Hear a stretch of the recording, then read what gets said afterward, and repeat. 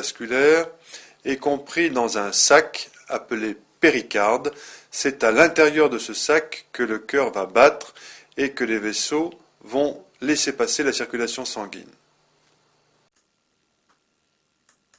Le péricarde est une enveloppe séreuse qui enferme le cœur et qui le sépare du reste des éléments du médiastin. Cette enveloppe séreuse est en fait un sac inextensible qui peut être le siège d'inflammations aiguës ou chroniques qu'on appelle les péricardites. Ce sac permet au cœur de bouger librement dans son enceinte sans avoir aucune contrainte par rapport aux autres éléments du médiastin. L'inconvénient de ce sac est justement son caractère inextensible, en ce sens qu'en cas d'inflammation des parois du sac, il peut exister à l'intérieur de la cavité péricardique, qui est ici schématisée, un épanchement, c'est-à-dire l'apparition d'un volume de liquide qui peut, au-delà d'une certaine quantité, comprimer les cavités cardiaques et gêner leur fonctionnement. Le sac péricardique va donc enfermer le cœur, comme le montre ce schéma, dans une double enceinte et laisser autour de lui un espace virtuel recouvert d'un simple film liquidien. Ces deux flèches montrent que ce sac peut être ouvert lors de la dissection ou d'une intervention chirurgicale. Et voici sur ces deux vues opératoires l'aspect du sac péricardique, ouvert ici avec des ciseaux pour bien montrer son épaisseur et sa grande résistance. Le cœur apparaît au fond du sac péricardique, à peine recouvert par un film liquidien transparent. Pour essayer de comprendre la structure du péricarde, il faut imaginer ce sac péricardique tout d'abord reconstitué autour de la masse cardiaque. Le péricarde apparaît ici en vert et nous allons, pour commencer, sectionner ce sac péricardique, l'ouvrir sur cette ligne pointillée. Si l'on enlève ainsi la totalité ou la quasi-totalité du sac péricardique, nous obtenons une vue de la masse cardiaque avec simplement une petite collerette de péricarde qui reste attachée au gros vaisseau au-dessus et en dessous du cœur. La partie vert sombre correspond au péricarde pariétal, la partie vert clair, plaquée sur les parois du cœur, au péricarde viscéral. La limite entre les deux couleurs vertes correspond à la ligne de réflexion du péricarde. Si nous continuons la démonstration en sectionnant maintenant les gros vaisseaux au-dessus et en dessous du cœur, il est possible d'extraire la masse cardiaque du sac péricardique. Et voici, après cardiectomie, c'est-à-dire après résection du cœur, le fond du sac péricardique en vert sombre et la section de tous les vaisseaux au-dessus et en dessous du cœur. Nous retrouvons l'aorte ascendante, le tronc pulmonaire, la veine cave supérieure et la veine cave inférieure, et au fond du sac, les 4 orifices des veines pulmonaires supérieure gauche, inférieure droite et supérieure droite. Voici le fond du sac péricardique après résection de l'ensemble de la masse cardiaque. Voyez que la ligne de réflexion, qui est en fait cette ligne noire qui contourne les vaisseaux, que cette ligne de réflexion a une trajectoire déchiquetée, qu'entre plusieurs des vaisseaux, il existe des replis profonds qui forment des petites cavités aux dépens de la grande cavité du péricarde. On va donc ainsi introduire la notion de cul-de-sac péricardique, et ces cul-de-sac se répartissent en deux types. Il y a des récessus péricardiques ou des sinus péricardiques. Voici ici un récessus entre la terminaison de la veine cave supérieure et la veine pulmonaire supérieure droite.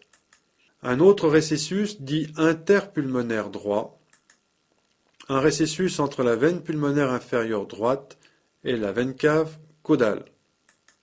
Un récessus identique, plus médial. Un récessus interpulmonaire gauche. Puis maintenant, deux sinus. Un sinus dit transverse, c'est cet espace marqué d'une flèche noire et d'un point. Et en dessous, un sinus dit oblique. Nous allons, dans la diapositive qui suit, détailler la ligne de réflexion du péricarde autour du pôle veineux et autour du pôle artériel du cœur. Et nous verrons que le sinus marqué d'une flèche noire, ou sinus transverse du cœur, est à la jonction entre la ligne de réflexion artérielle et la ligne de réflexion veineuse. Afin de comprendre l'architecture du péricarde et afin de le mettre en place de façon tridimensionnelle, il est plus facile de repartir de l'étape embryonnaire et nous allons sur ces trois schémas détailler trois étapes dans la vie de l'embryon, en commençant à gauche par le stade le plus précoce. Nous allons ainsi montrer que la cavité cœlomique interne de l'embryon va se cloisonner pour former le péricarde, les plèvres, mais aussi le péritoine qui sort de notre étude du thorax. La coupe transversale à gauche montre la position de l'intestin primitif avec un bourgeon ventral qui va donner l'arbre respiratoire et encore plus ventralement une coupe du tube cardiaque. Autour, la cavité cœlomique, comme un fer à cheval, fait le tour de cet espace central qui sera le futur médiastin. Sur l'étape suivante, l'intestin primitif a donné dorsalement l'œsophage et le bourgeon ventral, les bronches gauche et droite. Sur le troisième stade, on voit que la cavité cœlomique. L'embryologie du péricarde nous permet de comprendre comment va se mettre en place un feuillet viscéral, qu'on appelle l'épicarde, et un feuillet pariétal qui sera contre le médiastin. C'est entre les deux que siège la cavité péricardique. L'ensemble de cette double paroi forme le sac péricardique. Dorsalement, de chaque côté du mésocarde, il y a donc deux points de réflexion, c'est-à-dire deux zones où le feuillet viscéral devient feuillet pariétal. Ce qu'il faut bien comprendre maintenant, c'est que initialement ce sac péricardique entoure un tube cardiaque cylindrique qui va ensuite s'infléchir et le sac péricardique doit suivre l'inflexion du tube cardiaque. À gauche, voici le stade précoce où le cœur est un cylindre vertical, crânio-caudal. La cavité péricardique est donc moulée tout autour de ce cylindre. Lorsque ce cylindre va s'infléchir, et l'on rappelle ici le sinus veineux, puis l'atrium primitif, ventricule primitif et bulbe cardiaque, eh bien lors de l'inflexion, le sac péricardique va devoir se mouler sur les cavités cardiaques et ainsi il y aura une zone ventrale de péricarde avec des parois très tendues et dorsalement, dans l'angle dièdre entre le bulbe artériel et l'atrium primitif, un espace plus vaste où le péricarde viscéral va s'éloigner du péricarde pariétal. C'est ainsi qu'on explique la formation des sinus du péricarde. Il y a donc bel et bien une ligne de réflexion du péricarde autour du pôle artériel et à l'opposé, une ligne de réflexion autour du pôle veineux du cœur. Chaque fois que les deux feuillets péricardiques, viscéral et pariétal, s'écartent un peu l'un de l'autre, nous parlerons de sinus péricardique. Voici tout d'abord une étude de la ligne de réflexion du péricarde autour du pôle artériel. Vous reconnaissez ici les deux schémas qui rappellent l'organisation initiale du bulbe artériel. En vert, nous allons faire apparaître les surfaces recouvertes par le péricarde.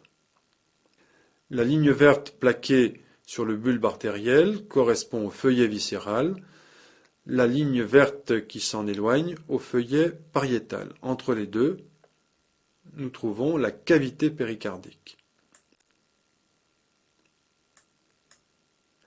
Voici une vue ventrale du pôle artériel du cœur, c'est-à-dire de l'émergence des artères pulmonaires et aorte ascendante. En vert, nous représentons les surfaces recouvertes par le feuillet viscéral du péricarde. Voici la position de la veine cave supérieure et des deux vaisseaux artériels. Voici une vue latérale gauche des mêmes structures, avec la position du tronc pulmonaire et de l'aorte. Et enfin, une vue dorsale, toujours pour insister sur la ligne de réflexion autour de l'aorte et du tronc pulmonaire. Ces schémas vous montrent que la ligne de réflexion autour de l'aorte remonte très crânialement devant l'aorte ascendante et que la limite du péricarde atteint l'origine de la première branche de l'aorte, c'est-à-dire du tronc artériel brachiocéphalique. Voyez également que la ligne de réflexion du péricarde ne va pas recouvrir complètement la bifurcation du tronc pulmonaire.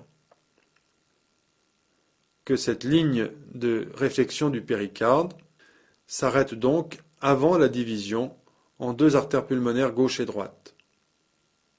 Sur la vue dorsale, on peut voir que cette ligne est bel et bien continue et qu'elle fait le tour du massif artériel au-dessus du cœur.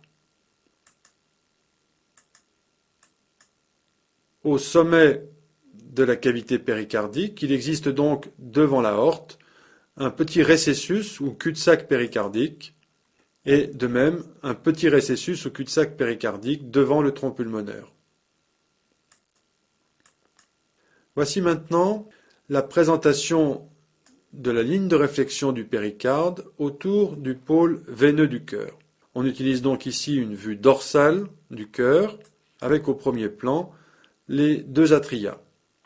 On met en place l'arche de l'aorte, le tronc pulmonaire et sa division, la veine cave supérieure, la veine cave inférieure et les quatre veines pulmonaires qui convergent vers l'atrium gauche.